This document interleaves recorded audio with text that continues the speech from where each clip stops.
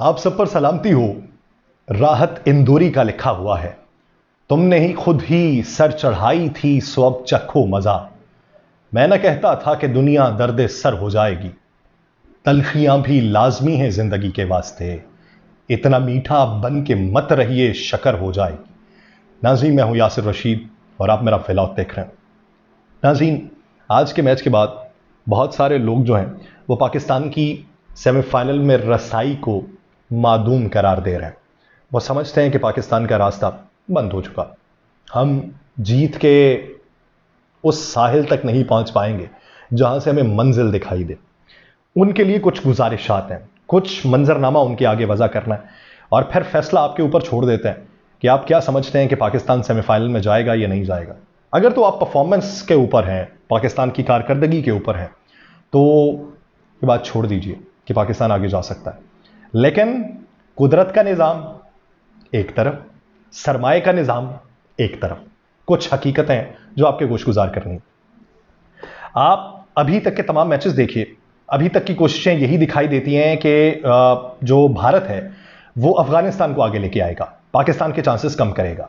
New Zealand को भी आगे लाने की भारत की तरफ से कोशिश नहीं की जाएगी, ये क्रिकेट के एक्सपर्ट मानते हैं आज के मैच के बाद भी।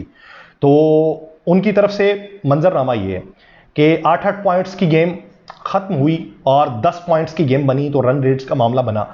तो अफगानिस्तान अगर आगे जाता है तो फिर कुछ सरमायाकारी कम होगी।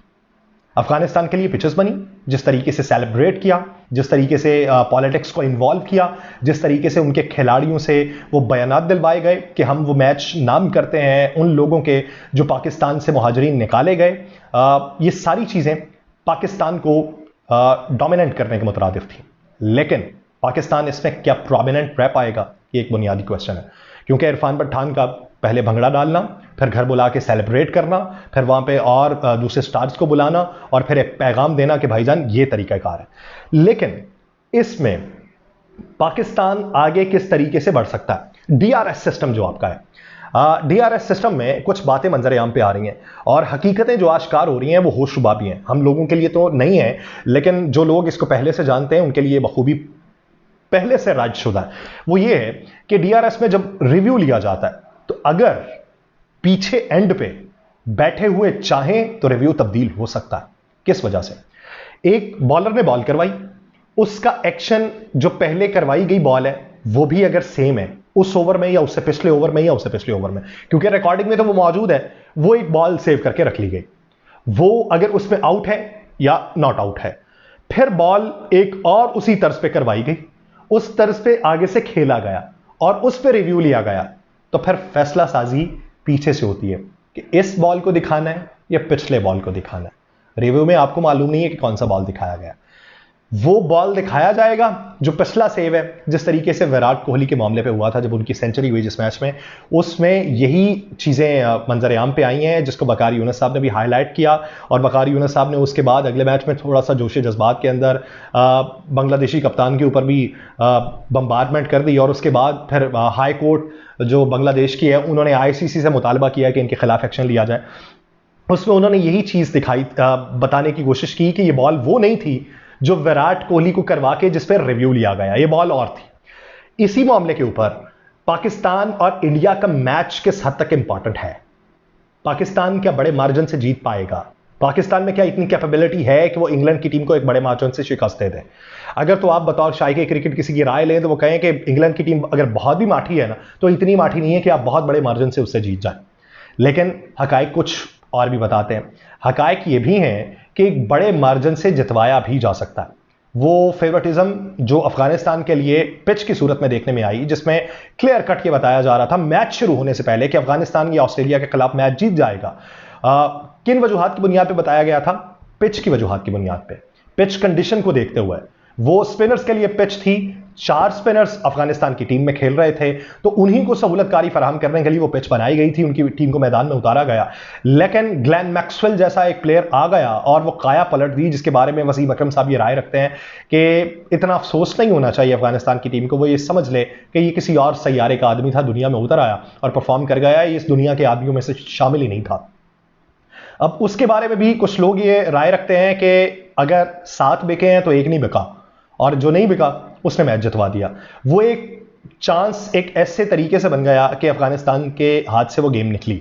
लेकिन इसमें भी ऐन मुमकिन है कि अफगानिस्तान को वो मैच बनाने के लिए दिया गया हो कि आपकी मैच बनाइए, इफ एंड बट्स फिर भी मौजूद हों, ये चीजें आगे तक चल के हकीकत आश्कार हो कि कौन जा रहा है कौन नहीं जा रहा। वो इफ एंड बट्स जो पैदा किए जाते हैं वो कुछ वजूहात की बुनियाद पे किए जाते हैं, जिसका सिलसिला साउथ अफ्रीका से जाके मिलता है, जहां पे एक किताब को खोला जाता है और उस किताब के बनाने वाले, उसको लिखने वाले, वहां पे अपने हुरूफ का इंदराज करने वाले, एदाद शुमार का खेल खेलने वाले और उसी के ऊपर अरबों खरबों रुपया कमाने वाले, ये उनका भी मनहूने मिन्नत होता है। तो मुमकिनात में से है कि दूसरी तरफ ये मैच बनाने के लिए दिया गया हो कि एक हद तक आप मैच अपने लिए बनाएं और दूसरे हद तक आप उनके लिए बनाएं कि इफ एंड बट्स जो पैदा हों उससे बहुत सारी चीजें जो हैं वो अपने हक में बेहतर की जा सकें या बहुत सा माल बनाया जा सके। इसीलिए पाकिस्तान और इंग्लैंड का जो मैच है वो इतनी अहमियत का हामिल होगा कि अगर तो उससे ही तमाम चीजें पूरी होती दिखाई दी तो पाकिस्तान का सेमीफाइनल में रास्ता खत्म हो जाएगा, और अगर ना दी तो पाकिस्तान और भारत का मैच सेमीफाइनल में होना इसलिए जरूरी है कि गेट मनी जो है वो ऊंट के मुंह में जीरे के बराबर है। बहुत सारे लोग ये समझते हैं कि पाकिस्तान और भारत का मैच इसलिए होता है कि गेट मनी सबसे ज्यादा होती है, तो ऊंट के मुंह में जीरे के बराबर है। क्योंकि अगर आप मैं अदाद शुमार आपके सामने रखता हूं, मिसाल कर लें 1 अरब का एक मैच है, जो आम नॉर्मल मैच चल रहा है, वो 1 अरब पे टोटल खर्चा मैच की जो फीसेस देनी है और उस फीस के अलावा जो इनामात से नवाजना है, जो ब्रॉडकास्टर को जाना है, जो एडवर्टीजमेंट कंपनीज को जाना है, वो 1 अरब रुपए का खर्चा है। पाकिस्तान और भारत का मामूल का मैच जो है वो तकरीबन 50 अरब रुपए का, ये मामूल का मैच है। अगर वो वर्ल्ड कप का मैच है और वर्ल्ड कप के ये जो रॉबिन राउंड पहले चल रहा है उसका मैच है तो वो तकरीबन 1 खरब का मैच है। लेकिन अगर वो सेमीफाइनल का मैच है तो 1 खरब को आप 100 से ज़रब दे लीजिए, वो उतने पैसों का मैच होगा। उसकी हकीकत में आपको बताता हूं। और अगर वो फाइनल का मैच है तो वो जो कीमत है उसको उससे भी 5 गुना दुगनी कर लें तो तब बनती है। अब ये बात है सेमीफाइनल की, फाइनल की नहीं है। सेमीफाइनल की जो बात है उसमें पाकिस्तान में अगर ऐड चलता है, मिसाल देता हूं 5 सेकंड का अगर ऐड चलता है, और मिसाल के तौर पे वो 10 लाख रुपए का ऐड है 5 सेकंड का इस मैच के दौरान जो चलता है, वही अगर इंडिया पे चलेगा, ये पाकिस्तान और भारत के मैच की बात कर रहा हूं, अगर वो इंडिया में चलेगा तो यहां पे 5 लाख का 5 लाख का है या 10 लाख का है, तो इंडिया में उसे 5 से ज़रब दे दें 50 लाख रुपए का, वो 5 सेकंड का ऐड होगा। और जब आगे चलेंगे तो उसके ऊपर एडवर्टीजमेंट कंपनीज जो कमाएंगी, ब्रॉडकास्ट एजेंसीज जो कमाएंगी, प्लेयर्स जो कमाएंगे, शायकीन जो इन्वॉल्वमेंट उनकी होगी, ये सब कुछ एक तरफ, उसमें जो रेट खुलेगा, रेट का तनासुब जो बनेगा, उसमें कितने लोगों की इन्वॉल्वमेंट होगी। एक मैच में, जो आम मैच इस वक्त रॉबिन राउंड का जो चल रहा है, उसमें मिसाल के तौर पे अगर 100 बंदे इन्वॉल्व हैं तो सेमीफाइनल जो पाक भारत का है उसमें 10,000 बंदा इन्वॉल्व होगा।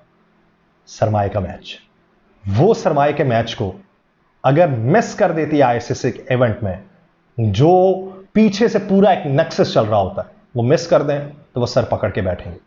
अब वक्त वो है कि देखिए, अगर टीम सर पकड़ के बैठती है तो फिर वो भी सर पकड़ के बैठेंगे, अगर टीम आगे जाती है तो वो भी खुश होंगे, उनका भी कारोबार चलेगा।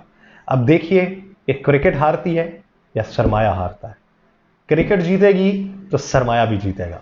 ये वो लूप है जिस लूप से बाहर निकलने की कोशिश कुछ नहीं कर रहा, कोई नहीं कर रहा। मंजर जो दिखाया जा रहा है हकीकत वो नहीं है, बैक एंड पे जो है वो आप देख नहीं पा रहे। कुछ दिनों तक वो मंजरनामा आया होगा। मुझे दीजिए इजाजत, अल्लाह निगहबान।